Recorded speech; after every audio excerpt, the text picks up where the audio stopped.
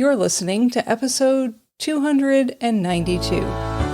Welcome to LeaderCast, Transforming Missions podcast with Tim Bias and Sarah Thomas, providing you with insights and resources you need to lead a movement of Jesus followers. Consider for a minute your life experiences at 16 years old. Are you the same person today that you were then? Well, no. The answer is no, and I hope your answer is no, too. I hope so, too. As adults, our life experiences and learning help us grow and change.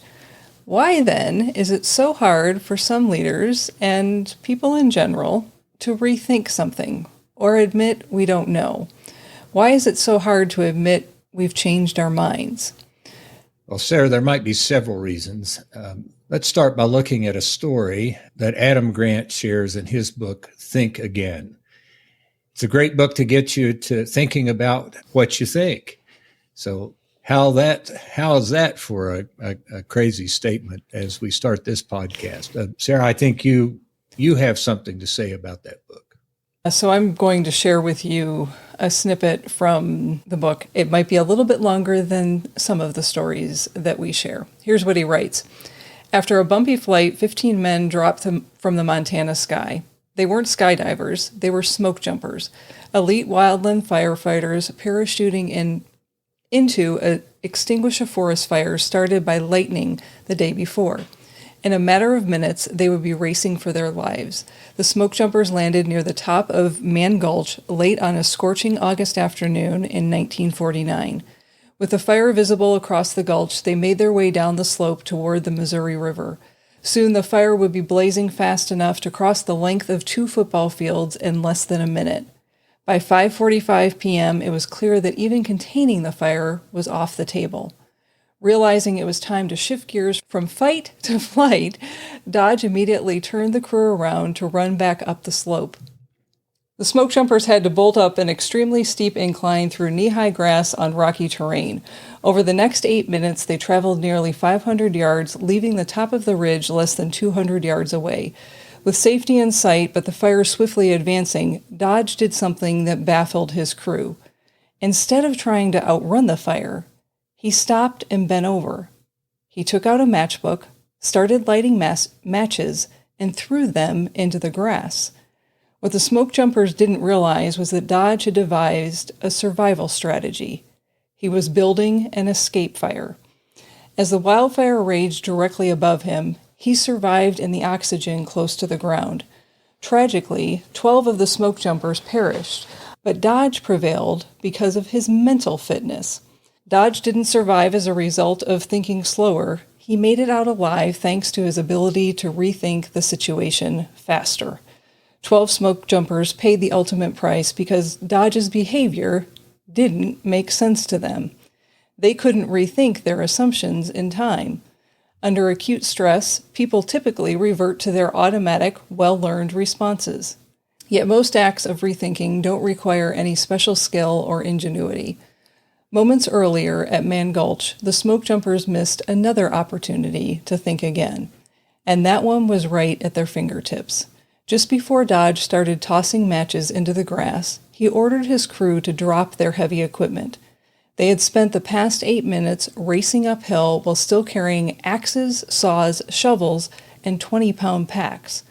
If you're running for your life, it might seem obvious that your first move would be to drop anything that might slow you down. For firefighters, though, tools are essential to doing their jobs. Carrying and taking care of equipment is deeply ingrained in their training and experience. It wasn't until Dodge gave his order that most of the smoke jumpers set down their tools.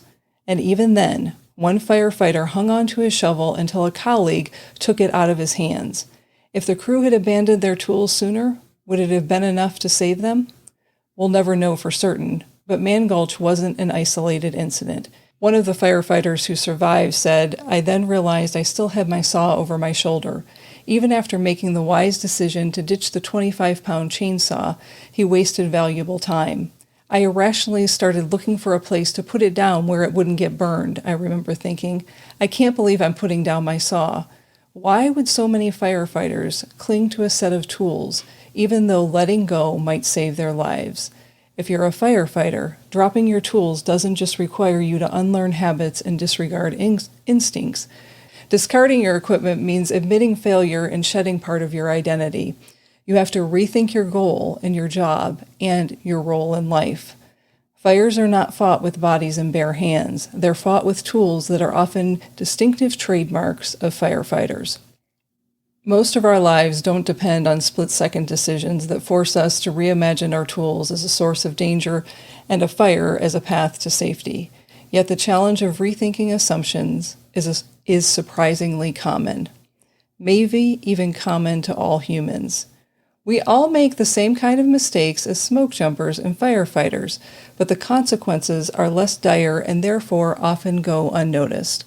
Our ways of thinking become habits that can weigh us down, and we don't bother to question them until it's too late. Sarah, thanks for sharing that story. I'm still sitting here reflecting on it at how it is an example of where we're living in the world today, especially as leaders. I think it's easy to say that we're mental misers.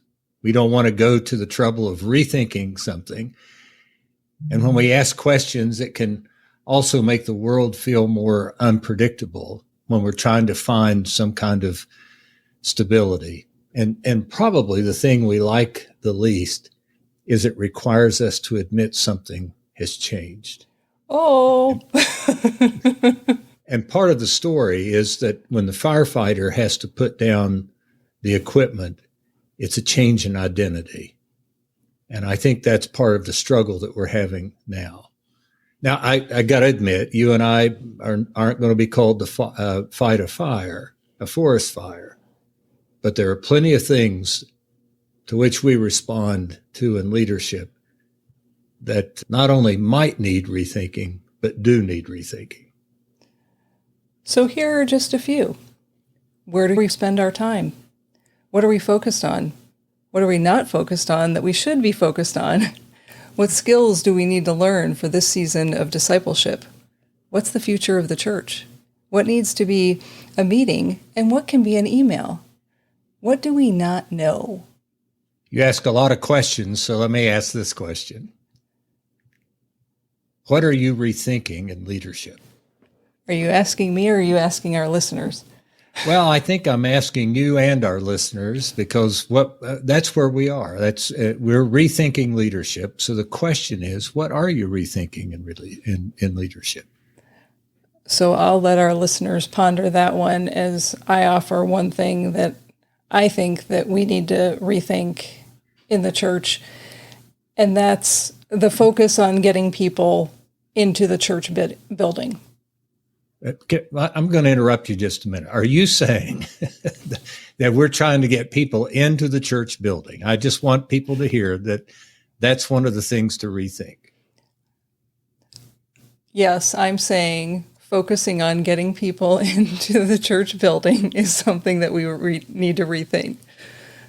But there's another part of it. I'm not saying that people shouldn't come to the church, and we don't want people connected to the church.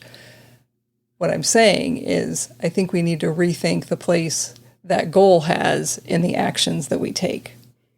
So let me play with what you're saying just a little more. What you just raised in my mind is that this is me, replace the idea of what it is to be the body of Christ with a building. Mm-hmm. Okay. There's my thoughtful statement on that. Mm-hmm.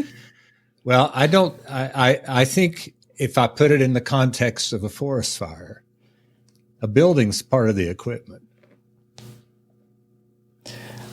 If I compare that thought with what we talked about in the story that you shared with us, it's difficult for us to rethink where we meet people, because we think the only place we can meet people, the general we think that we only can meet people in the church building.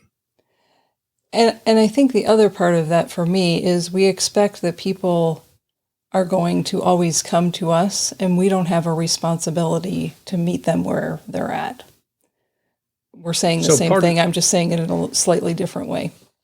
And so part of the rethinking that we need to do is that the culture has shifted. There was a time when people did think about coming to the church. It was part of their life. It was part of the community life, but that shifted. And now when we sit in a church building with the youngest leaders among us being 75, I mean, I'm not there and I'm the youngest in some of the meetings I attend. The question always is, how do we get people into the church? We need young people. We need new people. How do we get them into the church? Meaning, how do we get them into the building and not into the relationship with Jesus, which would be the body of Christ? Now, that's not a challenge that just started in the last week or so or a year or so. That's been going on all of my life. And in fact, when I first started in ministry, that's what we tried to do, was get people into the building. So I'm wondering, what might rethinking leadership in these moments look like? Well, let me do it as a what if. What if our goal of getting people in the church building gets put on the back of our minds? That may be something that happens as a result, but our goal at that point would be that we started building relationships with people in the community. What would happen if we started where the people are instead of where we want them to be?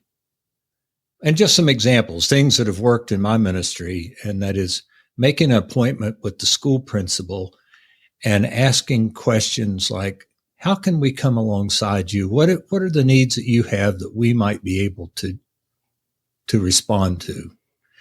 And I know that we may not have time, but I've got some great stories about that where we've gone into schools and asked that question and how that came about. How cool would it be if you just visited the local police station or a detachment and asked to have a conversation with an officer, or even more than that, just say, is it possible that we just have the names of officers where we could have people pray for them? And they would send them a note saying, I'm your prayer partner this week or this month. That does two things. If we're going to make disciples, it gives us the opportunity to practice prayer, which makes us more who we're supposed to be. But then we're also saying to people in our community, whether we agree or disagree with what goes on, we're saying to people in the community, we care and we support you. Here's another one. This may be I'm being a little sarcastic now. This may be a real novel idea. But what would it be like if you just talked to your neighbors about what's going on in their lives? I'd have to see my neighbors first. Well, one of the things, even I lived in a neighborhood at one time where we didn't see people out, but just because I had to drive in and drive out on the same road, I passed the same houses every day, in and out, in and out. And so I decided to just pray for the people that lived in the houses. And just quickly, one of the houses, one day, there was a banner across the front door, welcome home, we love you, Mom. Well, where'd Mom been? Well, a few days later, she's sitting out on a swing with something on her head. And really what we found out was that she'd had surgery. She'd had a brain tumor and had a surgery. Well, we've been praying for the family the whole time. Here's the kicker to that. A few months later, I'm participating in a Roman Catholic Crescio. And one of the people in my group is the man that lives in that house. His wife had had surgery. I'd never met him before. In fact, the only time I'd ever seen him, he would be out, doing something in his yard or mowing the grass, washing the car. And in our conversations, ultimately, I got to say to him, I've been praying for you for a long time. Yeah, so part of what I'm hearing and what you're speaking to, Tim, with those examples is that in our interactions, there's a consistency. There's the consistency that you had in prayer until God did what God does. And God shows up and said, oh yeah, that person that you've been praying for, now you're going to have an opportunity to meet them and to be in conversation and to build a relationship, that it's continuing to do it and expecting God to show you the next step. And I think that leads me to the second thing that we may need to rethink is our time frame. That if a church is experiencing what we described, most likely the church didn't get there overnight, and getting to a new place isn't going to happen overnight either. You didn't hear in Tim's example, one day I prayed and the next day we were at a Crescio and the next... No, there was time in between that. And so don't expect in the world that we live in, where so many things happen instantly. Thank you, computers. Thank you, Amazon delivery service. 2 days and next day, it's the quick, it's the now. This is not a quick process that we're talking about. So our invitation is to be faithful and to be consistent in what you are doing. And Sarah, I think of a third one that we might need to rethink. And as I form it in my mind, we've been conditioned to think that the larger the crowd, the more impact we have. And maybe the rethinking is that we focus on one person or one relationship or one opportunity to follow God into the community, just one at a time. Your life as a follower of Jesus isn't measured by whether the sanctuary is full. I know it is by the denomination, but that's all I'll say. Your faithfulness is not based upon the sanctuary being full. Your faithfulness is what's needed, and to be faithful is to build one new relationship, be consistent with that relationship, be prayerful with that one new relationship. And ultimately, if you're faithful with one, that ends up being 2, and then 4, and then 8. So we need to rethink about its relationship, and it's not the mass groups. It's each individual. So we have given you a few examples of things that might benefit from the power of rethinking. The power of rethinking as Christ-centered leaders, it begins with you. So we're going to stop this episode here and invite you to consider what might need rethinking in your leadership. And then next week, we're going to come back to this same topic and offer you some helpful guidelines for walking through what you have identified that you might need to rethink in your leadership. Tim, what would you like to offer to conclude this episode?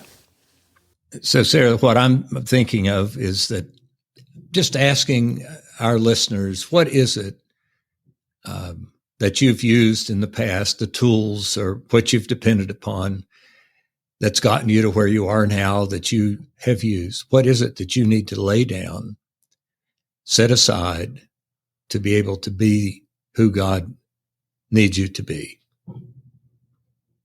I.e., what do you need to rethink? What do you put down? What do you need to rethink? And then place it in God's hands. And when you place it in God's hands, you're just saying, help me take the next step. I've not been here before. Help me take the next step. You've gifted me for this. I'm trusting you for the next one. We hope that your wheels are turning in your head about what you might need to tend to in rethinking in your leadership. So thank you for listening to episode 292. You can find resources, including a link to Adam Grant's book, on the podcast page at transformingmission.org/292.